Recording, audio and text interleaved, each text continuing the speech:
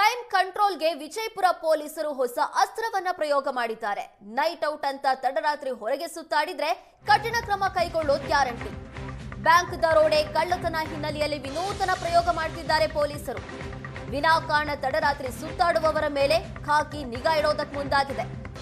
ವಿನಾಕಾರಣ ಅಡ್ಡಾಡ್ತಾ ಇರೋರನ್ನ ಠಾಣೆಗೆ ಕರೆತರ್ತಿದ್ದಾರೆ ಪೊಲೀಸರು.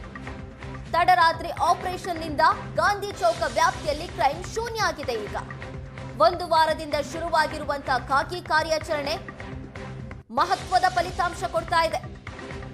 ದಿನದಿಂದ ಈವರೆಗೆ ರಾತ್ರಿ ಒಂದೇ ಒಂದು ಕ್ರೈಮ್ ನಡೆದಿಲ್ಲ. ಮೊದಲು ವಾರಕ್ಕೆ 8 ರಿಂದ 10 ಹೊಡೆದಾಟ ನಡೀತಾ ಇದ್ವು ಗಾಂಧಿ ಚೌಕದಲ್ಲಿ. ಗಲಾಟೆ ಕೇಸು ಠಾಣೆಗೆ ಬರ್ತಾ ಇತ್ತು.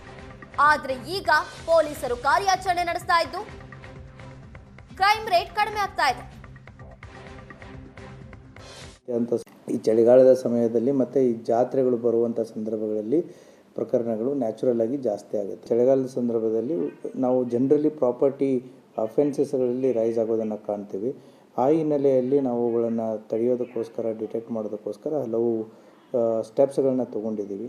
ಅಷ್ಟೇ ಅಲ್ಲದೇ ಕೂಡ 24x7 ನಾಕಾಬಂದಿ ಆಗಿರ್ಬೋದು, ಮತ್ತು ನೈಟ್ ಹಾಲ್ಟು ಏನೀಗ ನಮ್ಮ ಬೀಟ್ ಸಿಬ್ಬಂದಿ ಇರ್ತಾರೆ, ಸರ್ಪ್ರೈಸ್ ಆಗಿಯೂ ಕೂಡ ಕೆಲವು ಹಳ್ಳಿಗಳಲ್ಲಿ ಹೋಗಿ ನೈಟ್ ಹಾಲ್ಟ್ ರೂರಲ್ ಏರಿಯಾಸ್ಗಳಲ್ಲಿ ಮಾಡ್ತಾ ಇರ್ತಾರೆ. ಅದರಿಂದ ಏನಾಗುತ್ತೆ ಅಂತಂತಂದರೆ ಇಲ್ಲ ಸರ್, ಇದು ನೈಟ್ ರೋಡ್ ಈ ಥರ ಮಾಡಾಕತ್ತಾರಲ್ರಿ ಇವರು.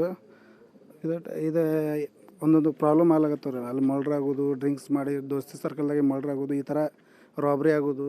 ಇದೇ ಕಾರಣದಿಂದ ತಲಕೇರಿ ಸಾಹೇಬರು ಅವ್ರ ಟೀಮ್ ವತಿಯಿಂದ ಇದೊಂದು ನೈಟ್ ರೌಂಡ್ ಹಮ್ಮಿಕೊಂಡಾರ. ಏನಂತ ಹಮ್ಮಿಕೊಂಡಾರ ಅಂದ್ರೆ ನೈಟ್ ಎಲ್ಲಿ ಏನು ಕ್ರೈಮ್ ನಡ್ಲಾಗ್ತಾವಲ್ಲ, ಯಾವ ಥರ ಹಿಂಗೆ ಪ್ಲಾಟಲ್ಲಿ ಏನೋ ಸಂಧಿ ಒಳಗೆ ಕೂತ ಡ್ರಿಂಕ್ಸ್ ಮಾಡ್ದಲ್ಲಿ, ಸ್ಮೋಕ್ ಮಾಡ್ದಲ್ಲಿ ಈ ಥರ ಮಾಡಾಕತ್ತಾರಲ್ಲ, ಅವ್ರನ್ನೆಲ್ಲ ಕರ್ಕೊಂಬಂದು ಎನ್ಕ್ವೈರಿ ಮಾಡೋದು. ಅವ್ರ ಆಧಾರ್ ಕಾರ್ಡ್ ವಿತ್